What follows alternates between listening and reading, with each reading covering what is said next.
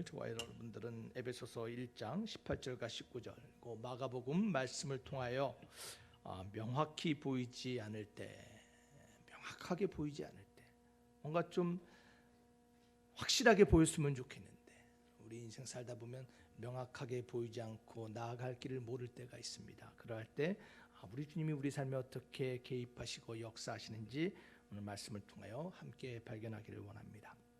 여러분, 혹시 이 땅에 지구에 있는 생명체 중에서 가장 눈이 밝은 맑은 생명체가 어떤 생명체인지 압니까? 어떤 것이 가장 눈이 맑은 생명체일까요? 일부에 들으신 분들은 크게 대답해 주시기 바라요.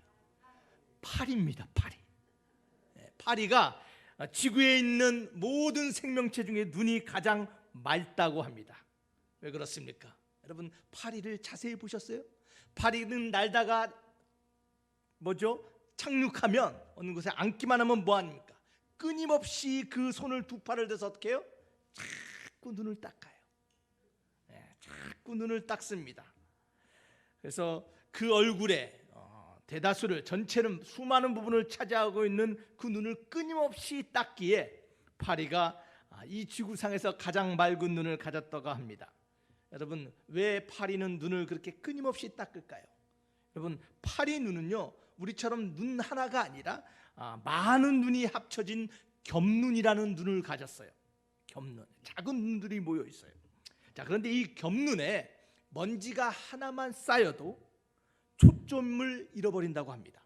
그래서 눈앞에 먹이를 제대로 보지 못하고 또 자기를 죽이려는 적들의 모습이 여러 개로 보여서 도망갈 수도 없고 그리고 먹이를 찾을 수가 없다고 합니다. 그래서 이 파리들은 이 많은 난눈들을 하나하나 티 없이 깨끗하게 반질반질하기 위해서 열심히 눈을 닦는다고 합니다. 왜요? 살아남기 위해서. 눈의 청결을 유지한다라는 거예요. 여러분, 그런데요, 성경에서도 이와 비슷한 이야기를 합니다. 우리의 마음의 눈이 청결할 때 하나님을 본다라고 말씀하고 있어요. 마태복음 5장 8절에 팔복 중에 마음이 청결한 자는 하나님을 볼 것이다. 여러분, 이 말씀이 말하는 게 뭐예요? 파리가 눈을 닦는 것처럼 우리도 마음의 문을 열심히 닦아야 하나님을 바라보고, 또한 마음의 문이 밝아져야 하나님이 원하시는 인생의 방향, 하나님이 원하시는 목적을 발견하게 된다는 거예요. 마음의 눈에 먼지나 오물이나 티가 묻으면 정확하게 볼 수 없고 딴 것이 보여 위험해진다라는 것이에요. 마음을 티 하나 없이 깨끗하고 밝고 맑고 선하게 유지하는 저와 여러분이 되어야 될 줄 믿습니다. 그래서 에베소서 1장 18절에 너희 마음 눈을 밝히라 라고 말씀하고 있어요. 사랑하는 만석교회 성도 여러분, 우리의 마음의 눈이 밝아지며 맑아지며 깨끗해지는 반석의 귀한 성도 여러분 되시길 주 이름으로 축원합니다. 자, 그래서 오늘 우리가 살다 보면 명확히 보이지 않을 때가 있어요. 우리의 나아가는 길이, 우리 인생의 방향이, 우리의 삶의 목적이 상황 가운데 명확히 보이지 않을 때 어떻게 해야 된다고요? 우리의 마음의 눈이 밝아져야 돼요. 자, 그래서 오늘 말씀에 들어가기 전에 오늘 본문의 이야기를 잠깐 나누기를 원해요. 여러분, 오늘 본문에는요, 특별히 마가복음 8장 13절로 29절에는 세 개의 사건이 기록되어 있어요. 세 개의 전혀 다른 사건이 기록되어 있어요. 첫 번째 사건은 뭐예요? 배를 타고 아마 벳세다로 건너가는 그 배 안에서 일어난 사건이에요. 그래서 어떤 사건이 일어나면 누룩의 이야기가 등장해요. 누룩의 사건. 그리고 두 번째는 벳세다에 도착해서 예수님께서 눈먼 소경을 고쳐주는 사건이 등장합니다.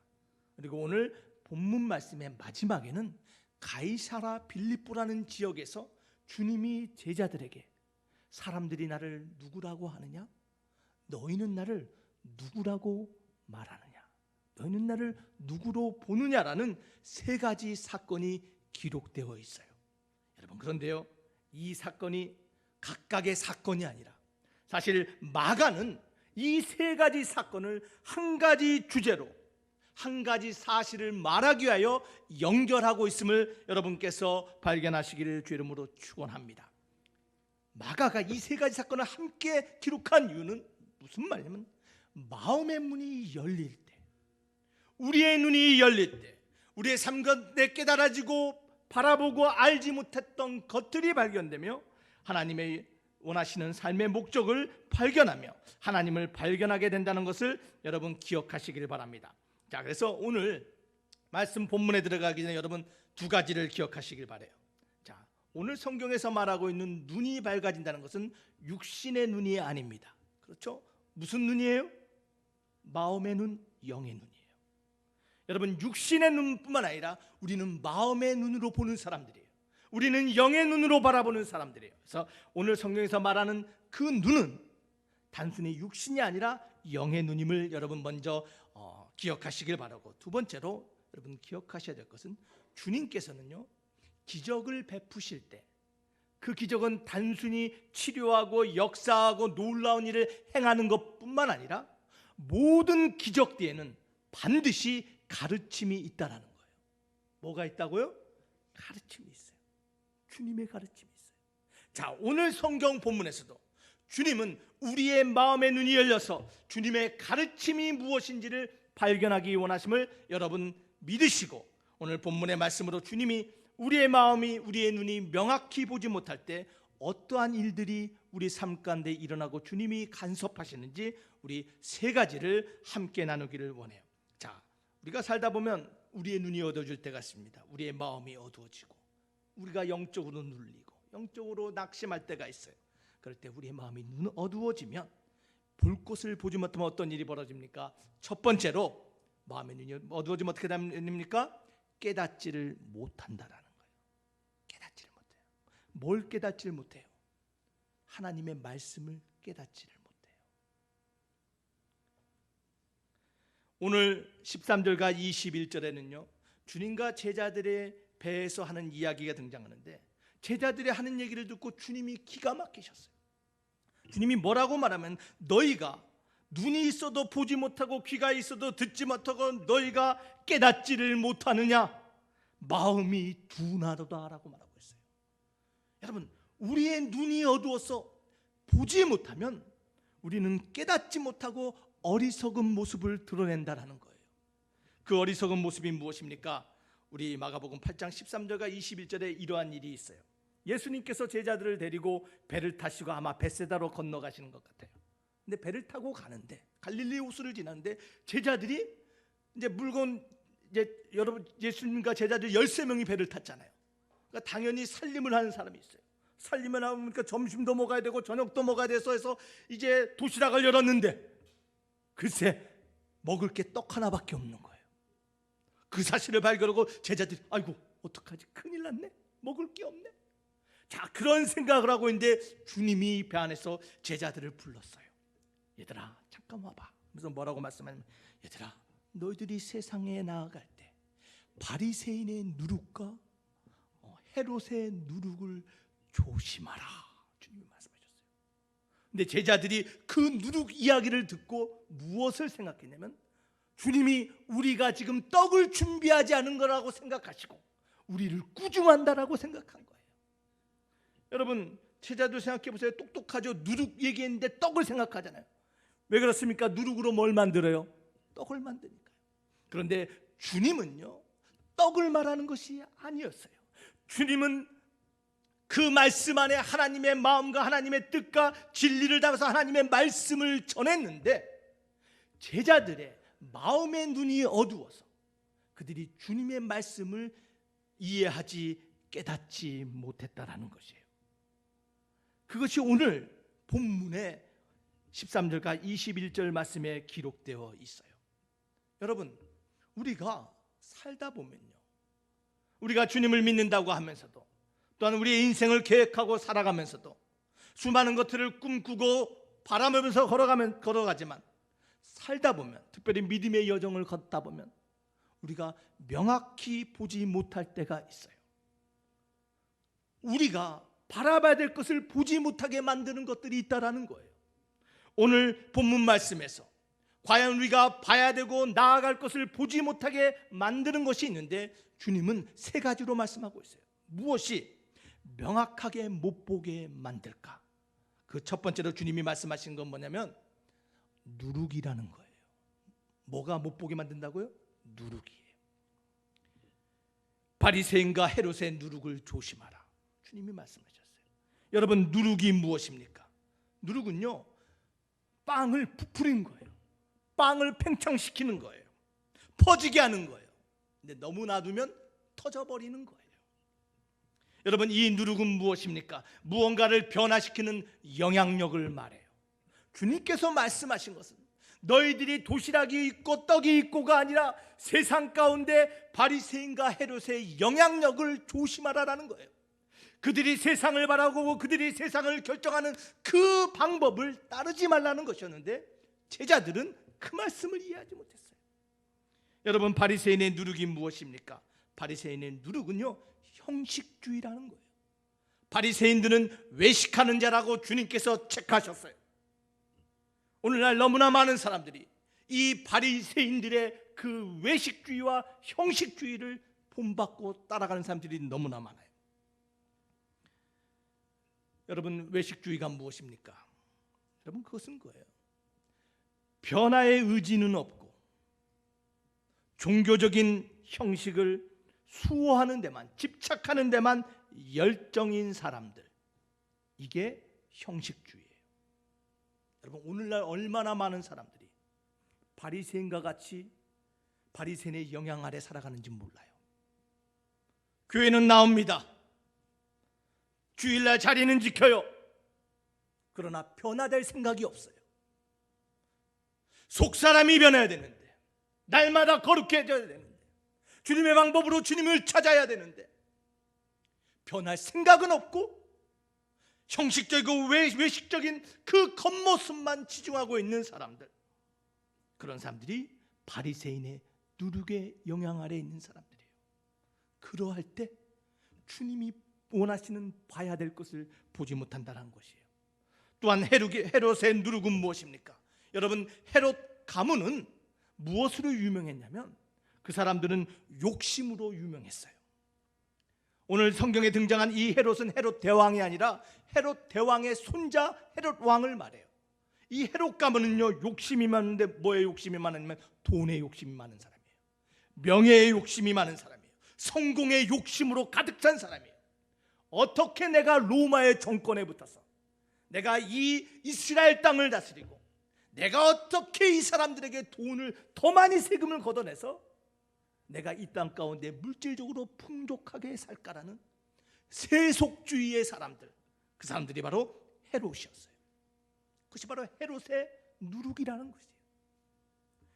형식주의와 물질주의와 세속주의의 영향 아래 들어가면 세상의 관점으로 바라보고 세상의 눈으로 보기 때문에 하나님이 원하시는 것을 볼 수 없기에 주님께서는 누룩을 조심하며 세상과 사람의 관점이 아닌 하나님의 말씀으로, 하나님의 관점으로 바라보라 하심을 여러분 기억하시기를 바랍니다. 왜 우리가 하나님이 원하시는 그 삶의 목적과 방향을 보지 못해요? 바로 세상의 누룩 때문이에요. 두 번째로 오늘 말씀에서 무엇이 우리를 명확히 못 보게 만듭니까? 그것은 짧은 생각이에요. 짧은 생각. 주님이 바리새인과 헤롯의 누룩을 조심하라 그랬는데 제자들이 16절에 뭐라고 말했냐면요, 야, 주님이 저 말하신 것이 우리에게 떡이 없음을 주님이 책망하나라고 생각했어요. 주님의 말씀을 깊게 생각해 보지 못했어요. 여러분, 주의 말씀을 깊게 생각하십니까? 때로는요, 말씀을 듣다 보면요, 그 말씀이 나와 다른 방향으로 나에게 다가올 때가 있어요. 그 말씀이 나를 찌를 때가 있어요. 말씀이 마치 나를 비난하는 것 같아요. 아, 나에게 떡이 없나 보다. 그래서 주님이 이렇게 말씀하시나 보다. 여러분, 짧은 생각으로 하나님의 말씀을 받을 때가 있어요. 하나님의 말씀을 깊게 묵상하지 못한 사람들의 모습이에요. 사랑하는 반석교회 성도 여러분, 주님의 말씀이 선포되고 들려질 때 말씀을 깊게 생각해야 돼요. 거룩과 홀리와 해피니스는 달라요. 말씀을 믿고 따르는 신앙이 아닌 기적과 자신의 충족과 만족을 향하는 인생 신앙생활이 아니라 하나님의 말씀 안에서, 하나님의 뜻 안에서 자신의 상황을 판단하고 바라봐야 되는데, 말씀을 자기 상황대로 해석하는 사람, 점심 먹을 것만 생각하는 사람, 복받고 축복받고 돈 많이 버는 것만 생각하는 사람, 주님은 세상의 영향력을 조심해라고 말하는데 오히려 자신에게 없는 부족한 것을 생각하는 사람, 그 짧은 생각이 하나님의 말씀, 하나님의 마음을 못 보게 만든다는 거예요. 또한 무엇이 세 번째로 주님이 우리로 하여금 명확히 보는 것을 막는다고 합니까? 그것은 망각이에요. 망각. 18절에 주님이 말씀하셔요. 얘들아, 너희가 눈이 있어도 보지 못하며 귀가 있어도 듣지 못하고 또 기억하지 못하느냐? 내가 너희들에게 보였던 두 가지 기적을 기억하지 못하니? 내가 보리떡 5개로 5,000명을 먹이고 내가 보리떡 7개로 7,000명을 먹였던 그 사건을 너희가 기억하지 못하니? 너무 빨리 잊어버리는 거예요. 망각이 문제예요. 여러분, 우스갯소리를 제가 하나 1부 때는 하는데 2부 때는 좀 하고 넘어가야 될 것 같아요. 왜냐하면 너무 지금 가라앉아 있는 것 같아. 여러분, 어떤 중년의 신사가 택시가 지나가는데 택시 하고 세웠습니다. 택시 아저씨가, 기사님이 딱 어디 가십니까? 그러니까 이 중년의 기사가 서울역 데려다 주십시오 얘기를 한 거예요. 서울역 한참 갔습니다. 그런데 이 중년의 기사가 택시를 타고 가다 그만 깜빡 잊어버렸어요. 뭘 잊어버렸어요? 자기가 어디를 갔는지 잊어버렸어요. 아이고 내가 어디를 가고 있었지? 기사 아저씨한테, 기사 아저씨, 저 죄송한데 저가 지금 어디를 가고 있죠? 그랬어요. 근데 기사분이 딱 뒤를 돌아보면서 뭐라고 할게요? 언제 타셨어요? 둘 다 잊어버린 깜빡의 은사를 받았어요. 여러분, 이 망각은 그러한 잃어버린 망각이 아닙니다. 우리의 뇌가 기억 못하는 그 망각을 말하는 것이 아니라 영적 기억력을 말하는 거예요. 여러분, 제자들의 기억력은 아무 문제 없었어요. 주님께서 말씀하십니다. 내가 5개로 5,000명을 먹였는데 몇 강주리가 남았자? 제자들이 뭐라고 해요? 주님, 12강주리가 남았습니다. 그럼 보리떡 7개로 4,000명을 먹일 때는 몇 강주리가 남았느냐? 그랬더니 뭐라고? 7강주리가 남았습니다. 제자들 너무나 잘 기억했어요. 주님이 주신 은혜, 주님이 남겨주신 그 축복은 기억했는데, 문제는 뭐냐면 그 은혜와 기적의 하나님을 기억하지 못했다라는 거예요. 그 주님을 기억하지 못하는 거예요. 오병이어를 일으키신 그 주님, 보리떡 7개로 7,000명을 먹으셨던 그 주님은 기억하지 못하고 지금 떡이 하나밖에 없어서 당장의 점심과 내일을 염려하고 있는 영적 망각의 문제, 영적으로 망각을 가질 때 하나님을 보지 못하고 우리 삶의 인생에 나아갈 길을 보지 못하게 된다는 거예요. 여러분, 10년 전에, 20년 전에 여러분의 삶의 문제 가운데 하나님께 부르짖고 기도해서 여러분을 도와주고 기적을 베푸시고 문을 열어줬던 그 하나님, 여러분, 그 하나님을 기억하십니까? 나에게 은혜 베푸시고 내 자녀를 인도해 주시고 내 건강의 문제를 해결해 줬던 그 하나님, 그 하나님을 잃어버리고 오늘 지금 나의 삶에 맞는 그 문제 가운데 하나님을 보지 못하고 떡이 하나밖에 없습니다라고 염려하고 있는 그 망각에 빠진 사람이라면, 여러분, 하나님이 원하시는 것을 보지 못한다는 것이에요.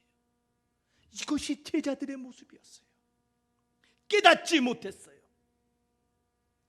여러분, 마음의 눈이 어두워서 하나님이 누군지, 하나님의 은혜가 무엇인지 보지 못하고 깨닫지 못한 그 제자들, 그 제자들의 어두운 눈을 회복시키시는 분이 누구예요? 우리 주님이세요. 우리의 마음의 문을 밝히시는 분이 누구세요? 주님이세요. 주님께서 그 어두워져 있는 제자들을 불쌍히 여기시고, 주님께서 그들의 눈을 밝히고자 주님께서 벳세다에서 무엇을 하세요? 기적을 베푸셨어요. 제자들 깨닫게 하기 위해서. 단순히 벳세다의 눈먼 자만을 치료하는 것이 아니라 육의 눈은 열렸지만 영의 눈이 닫혀서 예수님이 누구인지 보지 못하고 나에게 은혜 베푸시는 하나님이 누구인지를 망각한 채 삶의 문제 가운데 염려하고 있는 이 제자들을 치료하시기 위하여 주님이 제자들의 인생 가운데서 역사하시고 기적을 베푸심을 믿으시기를 바랍니다. 그것이 두 번째로 바로 오늘 본문에서 말하고 있는 점진적인 기적이에요. 어떤 기적이라고요? 점진적인 기적. 점진적이란 게 무엇이에요? 신압으로 하나씩 하나씩 기적이 일어난다는 거예요.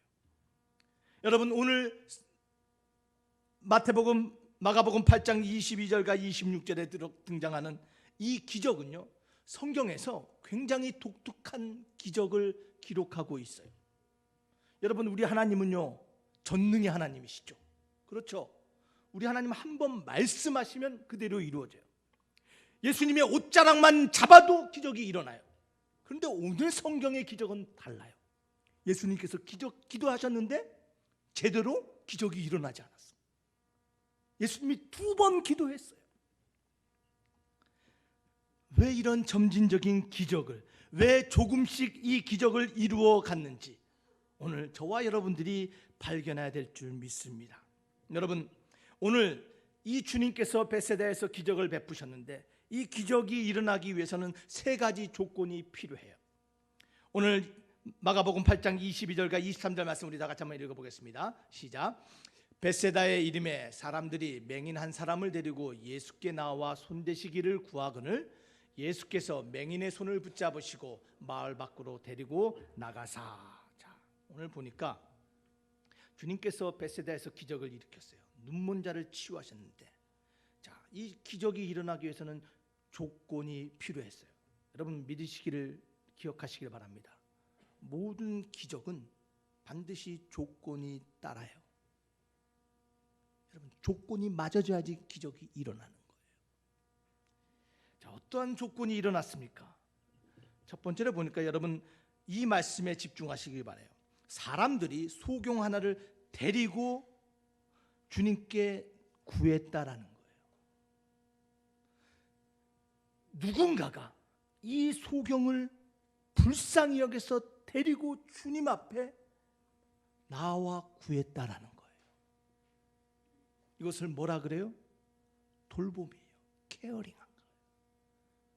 여러분, 눈이 어두워 마음의 눈이 닫혀서 보지 못하고 방황하는 사람들을 누군가가 인도하고 하나님께 데리고 나와야지 그 마음의 눈이 열리는 거예요. 여러분, 이것을 우리는 중보라고 말해요. 인터세션, 중보. 누군가의 기도가 있었기에, 누군가의 돌봄이 있었기에 기적이 시작된다라는 거예요. 주님이 원하신 게, 보기 원한 게 그거예요. 여러분, 누구를 주님께 인도하시기를 원합니까? 여러분의 자녀, 여러분의 부모, 여러분의 배우자, 그 마음의 눈과 영의 눈이 갇혀서 하나님이 누구인지, 하나님의 목적이 무엇인지, 인생에 나아갈 길이 무엇인지 보지 못하고 있다면 그들을 위하여 먼저 돌보고 중보 기도할 때 하나님의 기적이 움직임을 여러분 믿으시기를 바랍니다. 자, 그래서 첫 번째 뭐라고? 누군가의 돌봄이 필요해요. 두 번째로 기적을 위한 조건이 무엇입니까? 두 번째는 나아감이에요. 나아감. 누구에게 나아가요? 예수님께 나아갔어요. 그 사람들이 그 소경을 데리고 예수께 가까이 나왔다라고 말합니다. 얼마나 가까이 나왔어요? 예수님이 만질 수 있을 때까지, 예수님이 손댈 수 있는 곳까지 가까이 데리고 나왔다라는 거예요. 여러분, 그럴 때 기적이 일어나요. 주님께 가까이 다가갈 때 여러분의 삶에 하나님의 은혜가 체험됨을 기억하시기를 바랍니다.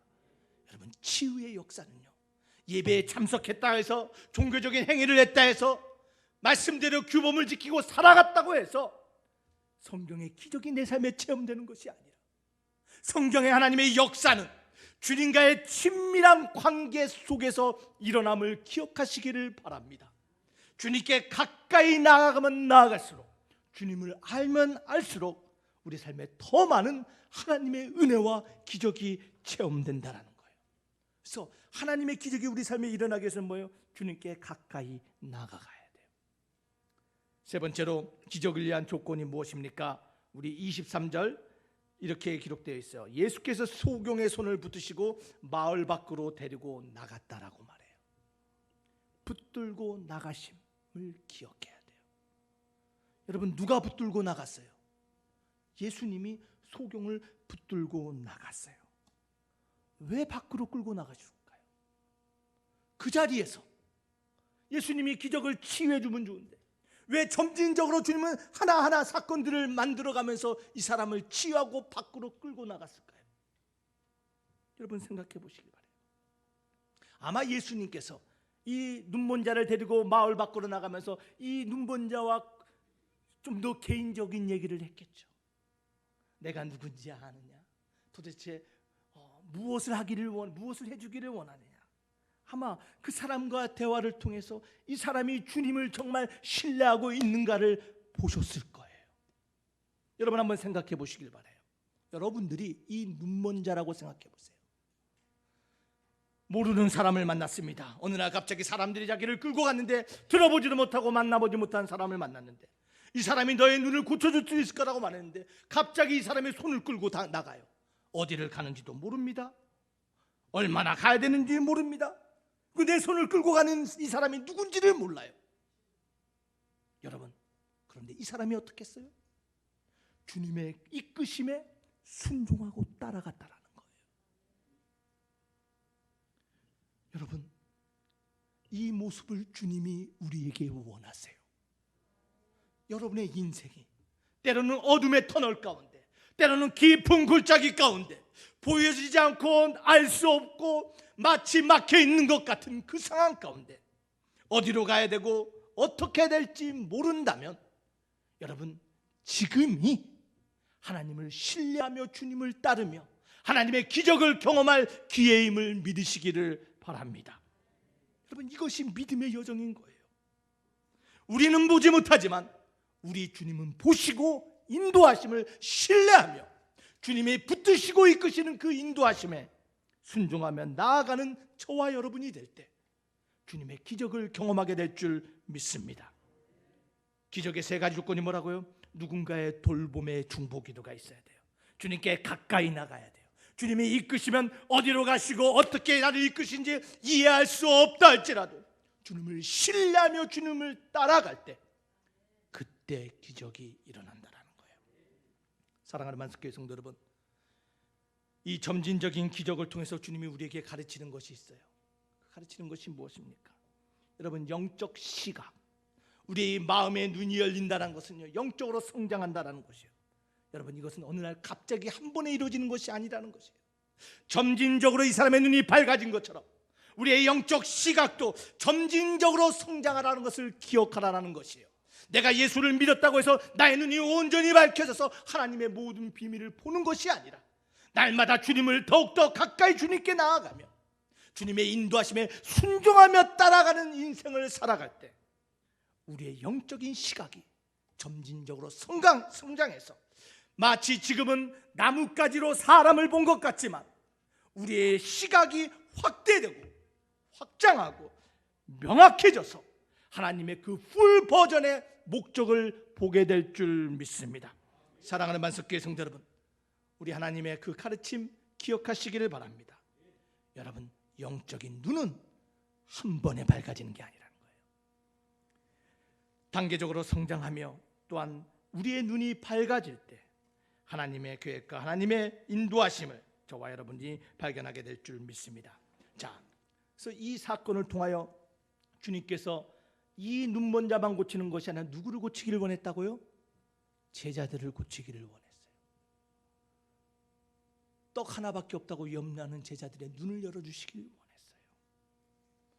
예수님이 누구인가를 보기를 원했어요. 그래서 오늘 마지막 27절과 29절에 가이사라 빌립보로 가는 그 여정의 사건을 기록함을 통하여 이 눈먼 자가 눈이 열어진 것처럼 이 제자들의 눈이 열려서 주님이 누구인지를 바로 보고 있는가 재확인하는 질문이 기록되어 있다는 것이에요. 이것이 세 번째 본문의 이야기예요. 너희가 정말 나를 하나님으로 보느냐라는 거예요. 너희는 나를 누구라 하느냐? 사람들은 나를 누구라 하느냐? 엘리야라고 합니다. 선지자라고 합니다. 많은 뛰어난 지도자 중에 한 명이라고 말합니다. 너희는 나를 누구라 보느냐? 주님께서 마음의 문과 영의 눈이 어져서 주님이 누구인지를 바로 보지 못했던 이 제자들을 벳세다의 소경의 눈을 고쳐줌을 통하여 그들의 눈도 열려서 베드로가 주님은 그리스도시요 하나님의 사람입니다라는 믿음의 고백을 하는 제자로 만들었음을 믿으시기를 바랍니다. 여러분들은 주님을 누구라고 보십니까? 왜 주님은 이 질문을, 왜 재확인하는 질문을 던졌을까요?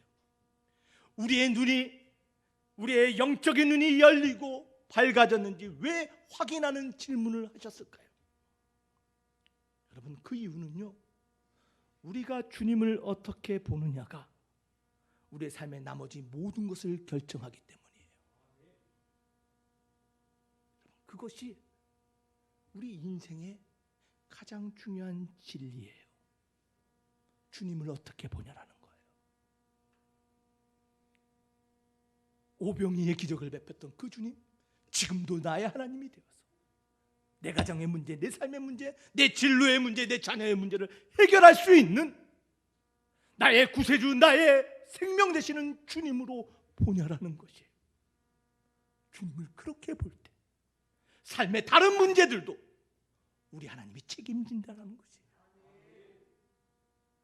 여러분, 예수님을 어떻게 보세요? 오늘 주님께서 눈먼 장님만, 제자들만 고쳐준 것이 아니라 우리의 어두워져 있고 닫혀져 있던 우리의 영의 눈이 회복되도록 만져주는 은혜가 여러분 가운데 함께하기를 축원합니다. 여러분, 말씀을 맺길 원해요. 주님을 어떻게 보는가? 너희는 나를 누구라고 보느냐? 주님의 삶과 죽으심과 부활을 어떻게 보느냐가 삶의 모든 방향과 시각을 결정해요. 여러분, 사도행전 1장에 보면요, 주님을 어떻게 바라봤느냐에 따라서 그 인생의 마지막 결과가 너무나 상반된 두 사람이 등장해요. 그 사람이 누구냐면 가룟 유다와 마띠아예요. 여러분, 가룟 유다 주님의 12번째 제자, 그러나 주님을 배신하고 그 죄책감으로 목매달아 죽음으로 창자가 터져서 죽은 비참한 인생, 나지 않았으면 좋겠다라는 그 인생 자체가 부정받은 사람이 가룟 유다인데, 여러분, 그 사람의 자리, 그가 빼앗긴 사도의 직분의 자리를 누가 차지해요? 마띠아라는 사람이 차지해요. 그가 사도로 선출되는 사건이 사도행전 1장에 기록되어 있어요. 여러분, 사도행전 1장에 보면 하나님의 사도로 선택받는 두 가지 조건이 있어요. 첫 번째 조건은요, 주님과 주님의 뵙티즘, 침례 받을 때부터 주님의 사역과 십자가의 사건과 부활하심과 승천의 모든 과정을 함께하는 자가 사도가 된다라는 조건이 있고, 두 번째 조건은 그 주님의 부활을 증거하는 자야지만 사도라고 말해요. 여러분, 생각해 보시기 바래요. 마띠아도 처음부터 주님을 따랐다라는 거예요. 그런데 누구도 처음부터 주님을 따랐어요? 가룟 유다도 따랐어요. 그런데 가룟 유다는 주님의 사도로 인정받았는데 마띠아는 사도로 인정받지 못했어요. 누구는 주님의 제자로 주님 안에서 특권을 받고 살았는데 마띠아는 처음부터 주님을 따랐지만 인정받지 못했어요. 아마 사람으로부터 조롱도 받았고 멸시도 받고, 야 주님 그렇게 따라다녔는데 아직도 직분 못 받았냐? 아직도 평신도냐? 아직도 집사냐? 어쩌면 그러한 조롱을 감내했을지도 몰라요. 그런데요, 이들의 결과가 너무나 달라요. 한 사람은 버림받아서 멸망의 자리에 들어갔고, 마띠아는 마지막에 사도로 인정받아서 하나님의 귀한 사역을 감당하는 사람이 되었어요. 그 이유가 뭔지 아세요? 그 이유는 주님을 어떻게 보았냐라는 거예요. 가룟 유다는 자신의 관점으로 주님을 바라봤어요. 주님과 함께 있지만 세상의 누룩의 관점으로 주님을 바라봤어요.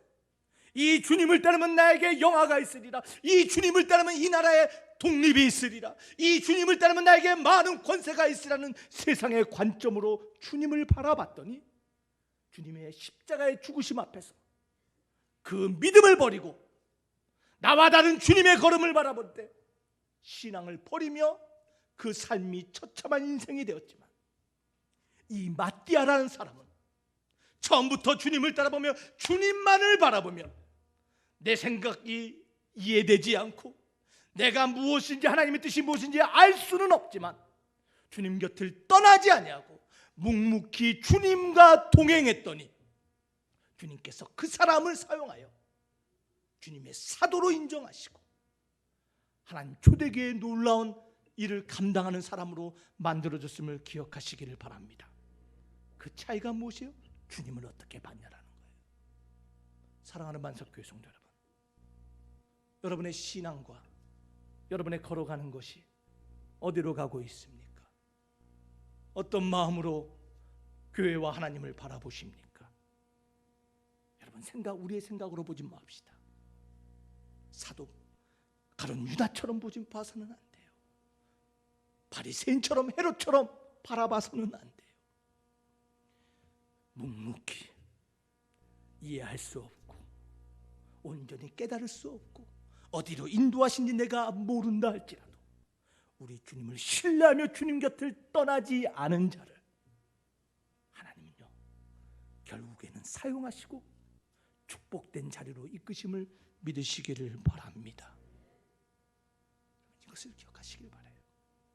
명확히 보이지 않을 때, 내 뜻대로 가는 것 같지 않을 때 가룟 유다와 세상 사람들처럼 세상적인 결정을 따라가는 것이 아니라 오늘 제자들, 오늘 마띠아, 주님을 묵묵히 바라보며 내 가정, 내 교회, 내 삶이 하나님 손안에 있습니다라고 인정하며 하나님을 신뢰하며 따라갈 때 주님은 우리의 마음의 문을 날마다 열어주시고 우리의 영의 눈을 밝혀주시사 우리 삶에 역사하시는 하나님의 은혜와 능력이 무엇인지, 우리가 유업으로 받을 그 유산이 무엇인가를 결국에는 명확히 보게 되는 하나님의 자녀로 만들어줄 줄 믿습니다. 오늘 말씀을 생각하며 우리 잠시 기도하겠습니다. 살다 보면 명확히 보이지 않을 때가 있습니다. 이해되지 않을 때가 있습니다. 그러나 오늘 주님 신뢰하며 주님만을 묵묵히 바라보며 나아가기를 원합니다. 하나님 깨닫게 하시고 나의 마음, 나의 눈을 회복하여 주시사 오늘 제자들과 눈먼 자를 회복했던 그 주님, 나의 눈도 열어달라고 이 시간 우리 간절히 잠시 기도하겠습니다.